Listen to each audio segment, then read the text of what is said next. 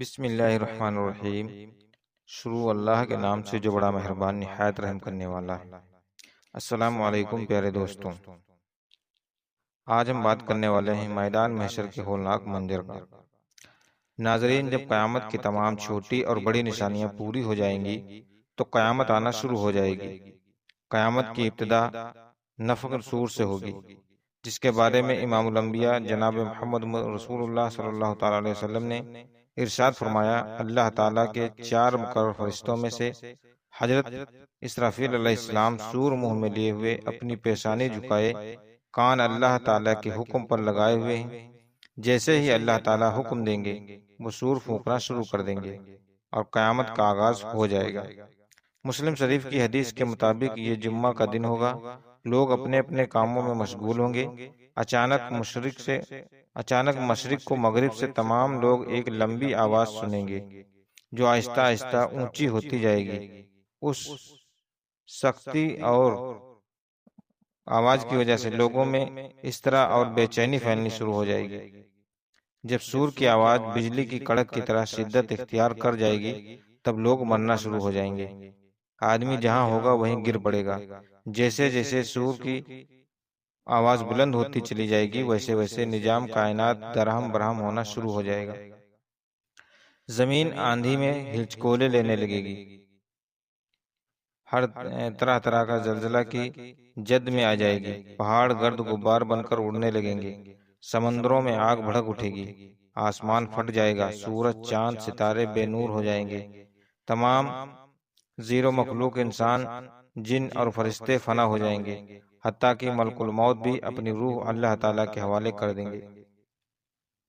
ہر جاندار اور غیر جاندار چیز فنا ہو جائے گی، بس صرف ایک اللہ وحدہ لا شریک کی ذات ہے جو برقرار رہے گی، اور اللہ تعالیٰ کا ارشاد مبارک پورا ہو جائے گا۔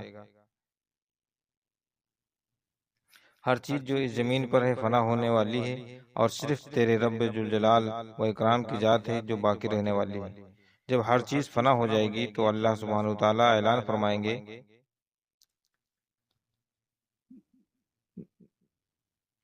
کہ دنیا میں جبار بننے والے کہاں ہیں؟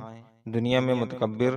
سناٹے کے بعد اللہ سبحانہ وتعالیٰ خود ہی اس سوال کا جواب ارشاد فرمائیں گے، للہ وحدہ قہار، آج کے روز بادشاہ صرف اللہ وحدہ لا شریک ہے۔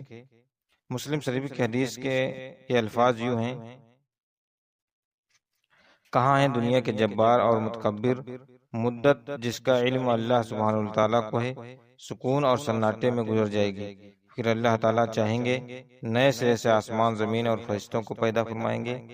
نئی زمین میں عمارتوں، درختوں، پہاڑوں اور سمندروں کا نام و نشان تک نہیں ہوگا، بلکہ وہ سفید، ہموار اور چٹیل میدان جیسی ہوگی جو اپنے رب کے نور سے روشن ہوگی۔ انسانوں کو دوبارہ پیدا کرنے کے لیے آسمان سے ایک بارش نازل ہوگی جس کے نتیجے میں ہر انسان کی ریڑھ کی ہڈی سے پورا انسانی ڈھانچہ تیار ہو جائے گا اور اس پر گوشت پوست بھی چڑھا دیا جائے گا۔ اس کے بعد جناب اسرافیل علیہ السلام کو دوسری مرتبہ سور پھونکنے کا حکم دیا جائے گا اور تمام انسان ننگے پاؤں، ننگے بدن اور بے ختنہ اٹھ جائیں گے جس طرح ماں کے پیٹ سے پیدا ہوئے تھے۔ اللہ تعالیٰ کا یہ فرمان بھی پورا ہو جائے گا کہ تم لوگ فردن فردن ہمارے پاس حاضر ہوں گے، جس طرح ہم نے پہلی مرتبہ تمہیں پیدا کیا۔ سب سے پہلے امام الانبیاء جناب محمد رسول اللہ صلی اللہ تعالی علیہ وسلم اپنی قبر انور سے اٹھیں گے، پھر حضرت عیسیٰ علیہ السلام اور دیگر انبیاء کرام، شہداء، صلحاء، فضلاء اور اہل ایمان اٹھیں گے، پھر فساق، فجار اور پھر کفار اور مشرکین۔ قبروں سے کافر، مشرک اور فاسق لوگ اپنے اپنے اعمال کے مطابق اٹھیں گے، کوئی اندھا، کوئی بہرا، کوئی لنگڑا، کوئی چٹی کی شکل میں اور کوئی سر کے بل اٹھے گا۔ کافر اس غیر متوقع زندگی کے مناظر دیکھ کر شدید خوف اور دہشت کی کیفیت میں مبتلا ہوں گے، آنکھیں پتھرائیں گی، دل کانپ رہے ہوں گے، کلیجے منہ کے آئے ہوں گے، غم گسار اور مددگار نہیں ہوگا، نہ ہی کوئی کسی دوسرے کی طرف دیکھنے یا دھیان دینے والا ہوگا۔ اہل ایمان بھی اپنے اپنے ایمان اور اعمال کے مطابق قبروں سے اٹھائیں گے۔ شہید اپنی شہادت کے تازہ بہتے ہوئے خون کے ساتھ اٹھے گا۔ حالت احرام میں فوت ہونے والا حاجی تلبیہ پکارتے ہوئے اٹھ لبیک اللہم لبیک لا شریک لہ لبیک کہتے ہوئے اٹھے گا۔ دوبارہ زندگی خلاف توقع کے نہیں ہوگی، لہذا ان پر خوف اور دہشت کی وجہ سے کیفیت طاری نہیں ہوگی جو کفر اور مشرکین پر ہوگی۔ قبروں سے اٹھتے ہی ہر انسان پر 2 فرشتے مقرر کر دیے جائیں گے جو اسے میدان حشر میں پہنچا دیں گے۔ یاد رہے کہ ملک شام کا علاقہ میدان حشر ہوگا، لوگوں کو اپنی اپنی قبروں سے اٹھ کر وہیں پہنچنا ہوگا۔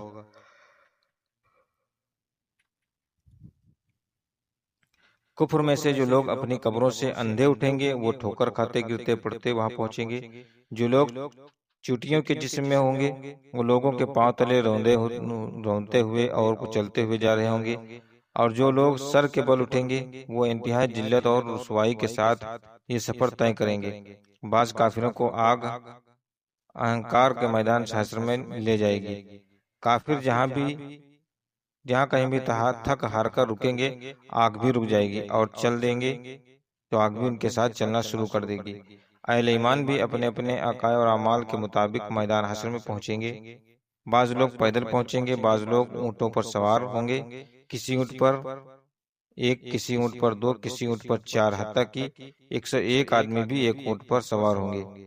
ساری مخلوق چپ چاپ دم سیدھے ایک ہی سمت رواں ہوگی، کسی کو اونچی سانس لینے کی ضرورت محال نہیں ہوگی۔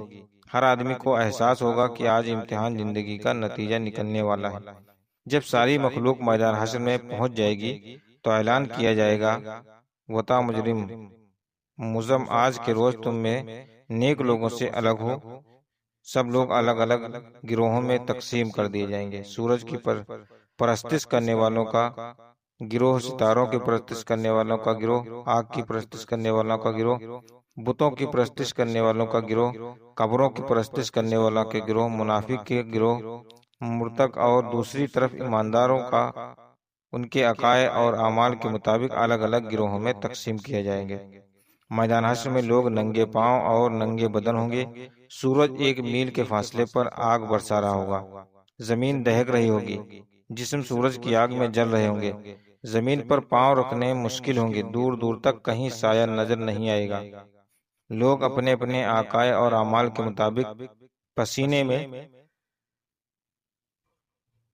سرابور ہوں گے، کسی کو ٹخنوں تک، کسی کو پنڈلی تک، کسی کو گھٹنوں تک، کسی کو جانوسیاں کھا رہے ہوں گے۔ بھوک اور پیاس کی شدت سے لوگوں کا برا حال ہوگا۔ بھوک، پیاس اور شدید گرمی کی حالت میں لوگ 50,000 سال تک کھڑے رہیں گے اور تنگ آ کر اللہ تعالیٰ سے دعا کریں گے، یا اللہ ہمیں اس مصیبت سے نجات دلا، جہنم میں بھیج دے۔ یا یاد رہے آج سورج کا ہماری زمین سے فاصلہ 9 کروڑ 30 لاکھ میل ہے۔ اس کے باوجود جون اور جولائی میں زمین پر اس قدر گرم ہو جاتی ہے کہ 1 منٹ کے لیے اس زمین پر ننگے پاؤں کھڑے ہونا ناممکن ہوتا ہے۔ غور فرمائیے اس دن کیا حال ہوگا جس دن زمین کا درجہ حرارت آج کے مقابلے میں 9 کروڑ درجے زیادہ ہوگا۔ لاچار ہو کر لوگ حضرت آدم علیہ السلام، نبی علیہ السلام کی خدمت میں حاضر ہوں گے اور عرض کریں گے، اللہ تعالیٰ نے آپ کو اپنے ہاتھ سے بنایا اور اپنی روح پھونکی، فرشتوں سے سجدہ کروایا، جنت میں جگہ دی، آج ہمارے لیے سفارش کر دیں۔ اللہ تعالیٰ حساب کتاب شروع کر کے ہمیں حشر کے تکلیف سے نجات دے دے۔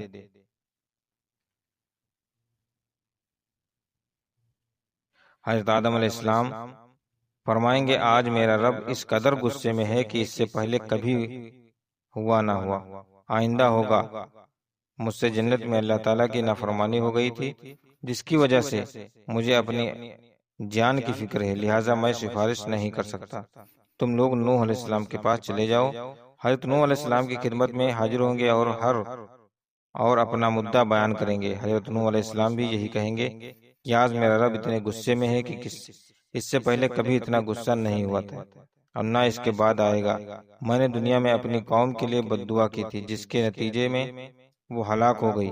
آج مجھے اپنی جان کی فکر ہے، سفارش نہیں کر سکتا۔ تم لوگ ابراہیم علیہ السلام کے پاس چلے جاؤ، وہ سفارش کریں گے۔ لوگ اللہ کے پیغمبر جد رسول صلی اللہ حضرت ابراہیم علیہ السلام کی خدمت میں حاضر ہوں گے اور عرض کریں گے آپ اللہ کے نبی اور اس کے خلیل ہیں، اپنے رب کے حضور سفارش کر دیں، آپ دیکھ رہے ہیں ہماری کیا حالت ہو رہی ہے۔ حضرت ابراہیم علیہ السلام بھی وہی بات فرمائیں گے جو حضرت آدم علیہ السلام، نوح علیہ السلام اور نوح علیہ السلام نے کہی تھی، آج میرا اس رب اس قدر ناراض ہے کہ اس سے پہلے کبھی نہیں دیکھا نہ ہوا۔ اس کے بعد ہوگا میں نے دنیا میں 3 جھوٹ بولے تھے جس کی وجہ سے آج مجھے اپنی جان کی فکر ہے، کہیں اللہ تعالیٰ باج پرسی نہ کر لے، لہٰذا تم لوگ موسیٰ علیہ السلام کے پاس چلے جاؤ۔ موسیٰ کلیم اللہ علیہ السلام کی خدمت میں حاضر ہوں گے اور عرض کریں گے اللہ تعالیٰ نے آپ سے ہم کلام ہو کر سارے لوگوں پر آپ کو فضیلت دی، آپ دیکھ رہے ہیں ہماری کیا حالت ہو رہی ہے، آپ اپنے رب سے سفارش کر دیں۔ حضرت موسیٰ علیہ السلام نبی علیہ السلام فرمائیں گے آج تو میرا رب اس قدر غصے میں ہے کہ اس سے پہلے کبھی نہ ہوا اور نہ بعد میں ہوگا۔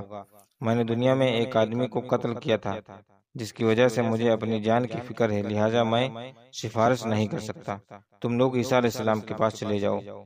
لوگ اللہ تعالیٰ کے پیغمبر حضرت عیسیٰ علیہ السلام کی خدمت میں حاضر ہوں گے اور عرض کریں گے آپ اللہ کے رسول ہیں اور اس کا فرمان ہے کہ اللہ کی روح ہے، آپ دیکھ رہے ہیں ہماری کیا حالت ہے، اپنے رب سے ہمارے لیے سفارش کر دیں۔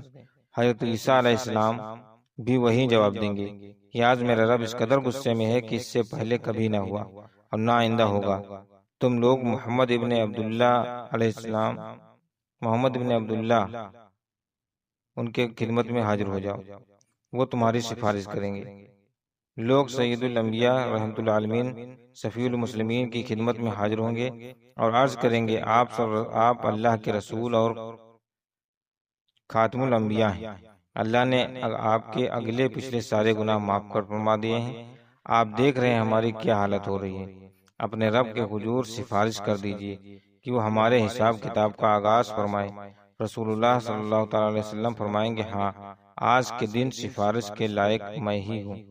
چنانچہ آپ صلی اللہ تعالی علیہ وسلم کو میدان حشر میں شفا کے بلند ترین مقام محمود پر پہنچا دیا جائے گا جو جنت میں عرش الہی کے نیچے ہوں گے۔